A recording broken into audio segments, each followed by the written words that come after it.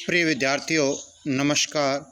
मैं अनिल कुमार यादव, सहायक आचार्य राजनीति विज्ञान, राजकीय कन्या महाविद्यालय बहरोड। विद्यार्थियों, यूट्यूब चैनल के इस वीडियो में आपका हार्दिक स्वागत और अभिनंदन। विद्यार्थियों, आज के इस वीडियो में हम अमेरिकी संविधान के अंतर्गत शक्ति पृथक्करण सिद्धांत का अर्थ, अमेरिकी संविधान निर्माताओं पर शक्ति विभाजन सिद्धांत का प्रभाव और अमेरिकी संविधान और शक्तियों के पृथक्करण पर चर्चा करेंगे। तो विद्यार्थियों, सबसे पहले हम बात करें कि शक्ति पृथक्करण सिद्धांत क्या है।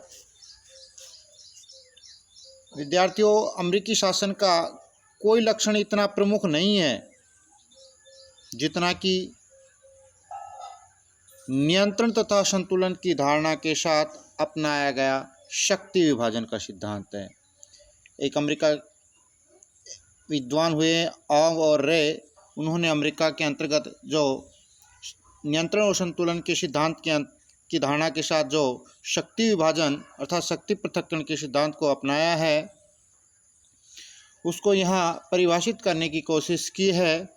तो उसी अर्थ में हम शक्ति पृथक्करण सिद्धांत के अर्थ को यहाँ पर समझेंगे। विद्यार्थियों, किसी भी देश या शासन व्यवस्था में सरकार के प्रमुखतः 3 अंग होते हैं: व्यवस्थापिका, कार्यपालिका और न्यायपालिका। विद्यार्थियों, सरकार के इन तीनों अंगों का पारस्परिक संबंध कैसा होना चाहिए, यह समस्या राजनीति विज्ञान में अत्यंत विवादग्रस्त रही है शुरुआती स्थिति से ही।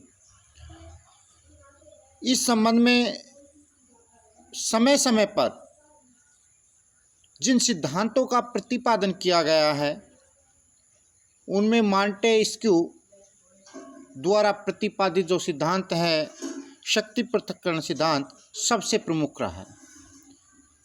सरकार के 3 अंगों में आपसी संबंध कैसे हों। तो विद्यार्थियों, शक्ति पृथक्करण सिद्धांत इस विचार पर आधारित है कि जो निरंकुश शक्तियों के मिल जाने से व्यक्ति भ्रष्ट हो जाते हैं। यदि सारी शक्तियां एक जगह केंद्रित कर दी जाए तो वह व्यक्ति भ्रष्ट हो जाते हैं और अपनी शक्तियों का दुरुपयोग करने लगते हैं। तो विद्यार्थी, इस सिद्धांत के प्रतिपादकों का विचार है कि व्यवस्थापिका का काम जो है, यानी जो व्यवस्थापिका का जो काम है, कानून बनाना होना चाहिए। कार्यपालिका उन कानूनों को क्रियान्वित करे, उनको लागू करे और उसके अनुसार शासन चलाए, तथा न्यायपालिका उन कानूनों के अनुसार निर्णय करे। तो शक्ति पृथक्करण सिद्धांत सरकार के तीनों अंगों के अलग अलग कार्य निर्धारित करती है। व्यवस्थापिका का कार्य कानून को बनाना है, कार्यपालिका को उस कानून को क्रियान्वित करना और लागू करना है, और न्यायपालिका उन कानूनों के अनुसार अपने निर्णय करे। तो इस प्रकार शक्ति पृथक्करण सिद्धांत इस अवधारणा पर आधारित है। विद्यार्थियों, शक्ति विभाजन सिद्धांत का सबसे प्रमुख प्रतिपादक मॉन्टेस्क्यू है। द स्पिरिट ऑफ लॉज में अपनी पुस्तक में उन्होंने इस सिद्धांत का प्रतिपादन किया था। और मॉन्टेस्क्यू ने इस बात पर विशेष बल दिया विद्यार्थियों कि सरकार के तीनों अंगों में से प्रत्येक अंग अपने क्षेत्र में स्वतंत्र होना चाहिए, उसे अपने कार्य क्षेत्र तक ही सीमित रहना चाहिए, दूसरे कार्यों में हस्तक्षेप नहीं करना चाहिए, और उसके द्वारा दूसरे अंग के कार्यों को प्रभावित करने या उस पर नियंत्रण स्थापित करने की चेष्टा कदापि नहीं की जानी चाहिए। तो विद्यार्थियों, इस प्रकार यहाँ हमने शक्ति पृथक्करण सिद्धांत के अर्थ को समझा। शक्ति पृथक्करण सिद्धांत इस अवधारणा पर होता है कि सरकार के जो तीनों अंग हैं, उनके अपने अपने निर्धारित क्षेत्र होने चाहिए और एक अंग को दूसरे अंग के कार्यों में कोई हस्तक्षेप नहीं करना चाहिए। अब बात करते हैं कि अमेरिका संविधान के जो निर्माता थे, उन पर शक्ति विभाजन सिद्धांत का प्रभाव क्या रहा और उन्होंने किस तरीके से इस सिद्धांत को अपनाने पर बल दिया। तो विद्यार्थियों, अमेरिका संविधान के निर्माता अमेरिका में सीमित शासन की स्थापना करना चाहते थे, वो निरंकुश शासन की स्थापना नहीं करना चाहते थे। इस बात के लिए प्रयत्नशील थे कि शासन अत्यधिक शक्तिशाली होकर नागरिकों की स्वतंत्रताओं का हनन नहीं करे, नागरिकों की स्वतंत्रताओं को आघात न पहुंचा सके। इस कारण विद्यार्थियों उनने केवल संघीय शासन को अपनाया गया। अमेरिकी संविधान निर्माताओं ने संघीय शासन को अपनाया और संविधान में जो प्रथम 10 संशोधन करते हुए मौलिक अधिकारों की व्यवस्था की गई। मूल संविधान में मौलिक अधिकारों की व्यवस्था नहीं की गई, बाद में प्रथम 10 संशोधन के द्वारा अमेरिका संविधान के अंतर्गत मूल अधिकारों की व्यवस्था की गई, बल्कि अपने संविधान को शक्ति विभाजन के सिद्धांत पर भी उन्होंने आधारित किया। विद्यार्थियों, अब बात करते हैं विद्यार्थियों, संविधान निर्माता मॉन्टेस्क्यू के शक्ति विभाजन सिद्धांत से अमेरिकी संविधान निर्माता बहुत अधिक प्रभावित थे। वो मानते थे कि जितनी अधिक शक्ति होती है उतनी ही अधिक उसके दुरुपयोग की आशंका रहती। एक केंद्र में, एक व्यक्ति में जितनी अधिक शक्ति होगी उसके उतने ही दुरुपयोग की संभावना विद्यार्थियों बनी रहती थी, उसकी आशंका उन्होंने मानी। इसलिए संविधान सभा के एक प्रमुख सदस्य मेडिसन, अमेरिकी संविधान का जिन्होंने निर्माण किया उस संविधान सभा के एक सदस्य थे मेडिसन। विद्यार्थियों, उसने इस संबंध में चेतावनी देते हुए एक पत्रिका फेडरलिस्ट में लिखा था कि व्यवस्थापिका, कार्यपालिका और न्यायपालिका संबंधी सारी शक्तियों का एक ही हाथ में एकत्रित होना, चाहे वह एक व्यक्ति हो, कुछ व्यक्ति हो या अधिक, और चाहे वंशानुगत हो, स्वतः ही नियुक्त हो या निर्वाचित हो, अत्याचारी शासन की उपयुक्त परिभाषा कही जा सकती है। तो इसलिए मेडिसन भी नहीं चाहते थे कि शक्तियों का केंद्रीकरण एक जगह हो।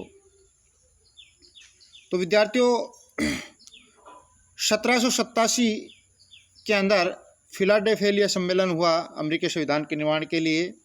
जो नवीन संविधान के निर्माण का कार्य प्रारंभ किया, तो संविधान निर्माताओं ने शक्ति विभाजन के सिद्धांत को संविधान का आधारभूत सिद्धांत स्वीकार किया या बनाने का निर्णय किया। तो इस प्रकार अमेरिकी संविधान निर्माताओं पर शक्ति पृथक्करण सिद्धांत का प्रभाव काफ़ी गहरा रहा। इसी संदर्भ में डॉक्टर फाइनर ने लिखा है कि अमेरिका संविधान शक्ति विभाजन सिद्धांत पर आधारित विश्व में सर्वाधिक प्रसिद्ध राज्य शासन है। तो इस प्रकार वहाँ के विचारकों और शासकों के माध्यम से जो हमने संविधान निर्माताओं पर शक्ति पृथक्करण सिद्धांत के प्रभाव को हमने विद्यार्थी यहाँ देखा। तो यहाँ पर मेडिसन की बात आई जो संविधान सभा के सदस्य थे, इसी तरह डॉक्टर फाइनर ने, इन सभी ने अमेरिकी संविधान के अंतर्गत विद्यार्थियों शक्ति पृथक्करण सिद्धांत को संविधान के अंतर्गत अपनाने के लिए निश्चय किया और संविधान के लिए उसको आधारभूत सिद्धांत के रूप में अपनाने का निर्णय किया। अब बात करते हैं विद्यार्थियों कि अमेरिकी संविधान और शक्तियों का पृथक्करण, किस तरीके से अमेरिकी संविधान में शक्तियों के पृथक्करण सिद्धांत को लागू किया गया अर्थात अपनाया गया। विद्यार्थियों, संविधान में शक्ति विभाजन सिद्धांत को अपनाने की कोई औपचारिक घोषणा नहीं की गई थी। मैंने स्पष्ट पहले बताया कि संविधान के अंतर्गत इस तरह की कोई अवधारणा को स्पष्ट रूप से कोई घोषणा नहीं की गई और न ही संविधान में किसी स्थान पर शक्ति विभाजन के सिद्धांत को परिभाषित किया गया। लेकिन उसकी व्यवस्था में इस तरीके से कानून बनाए गए कि स्वतः ही वहाँ शक्ति पृथक्करण सिद्धांत देखने को मिल जाता है। तो मैंने बताया कि संविधान में शक्ति विभाजन सिद्धांत को अपनाने की कोई औपचारिक घोषणा नहीं की गई, न ही संविधान में किसी स्थान पर शक्ति विभाजन सिद्धांत को परिभाषित किया गया। लेकिन शक्ति विभाजन सिद्धांत अमेरिकी संविधान की मूल भावना है, अमेरिकी संविधान की मूल भावना है। और संविधान के जो प्रथम 3 अनुच्छेद है, यह स्पष्ट हो जाता है कि यह संविधान शक्ति विभाजन के सिद्धांत पर आधारित है। तो विद्यार्थियों, यहाँ स्पष्ट है कि संविधान के अंतर्गत शक्ति विभाजन की कोई औपचारिक घोषणा नहीं की गई, नहीं संविधान की सिद्धांत की परिभाषित किया गया।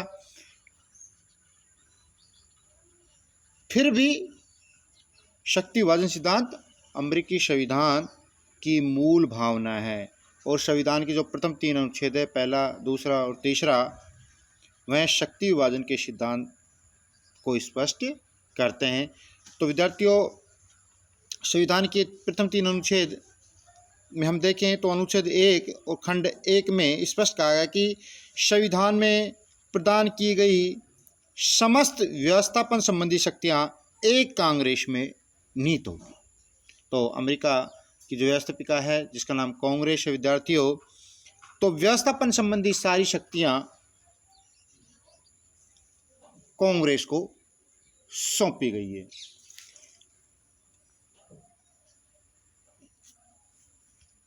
इसी तरह विद्यार्थियों, अनुच्छेद 2 खंड 1 में स्पष्ट कहा गया है कि समस्त कार्यपालिका शक्ति संयुक्त राज्य अमेरिका के राष्ट्रपति में निहित होगी। तो यहाँ पर भी विद्यार्थियों, जो कार्यपालिका संबंधी जो शक्तियाँ हैं वो अमेरिका के राष्ट्रपति में निहित है।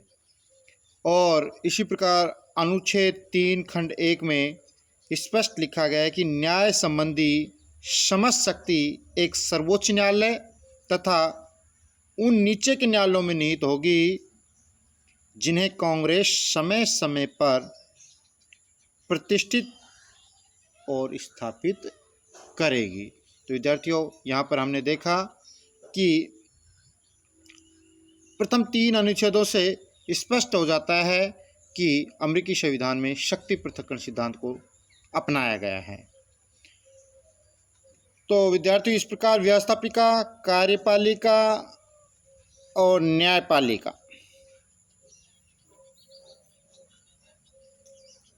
में शक्तियों का स्पष्ट विभाजन अमेरिकी संविधान के अंतर्गत किया गया है, क्योंकि संविधान निर्माता चाहते थे कि न केवल सिद्धांत में बल्कि व्यवहार में भी सरकार के इन तीनों अंगों की प्रकृति अलग अलग होनी चाहिए और उनके द्वारा अपने कार्यों का संपादन एक दूसरे से अधिकाधिक स्वतंत्र रहते हुए किया जाना चाहिए। अतः संविधान सरकार के इन अंगों की स्वतंत्रता को सुनिश्चित करने के लिए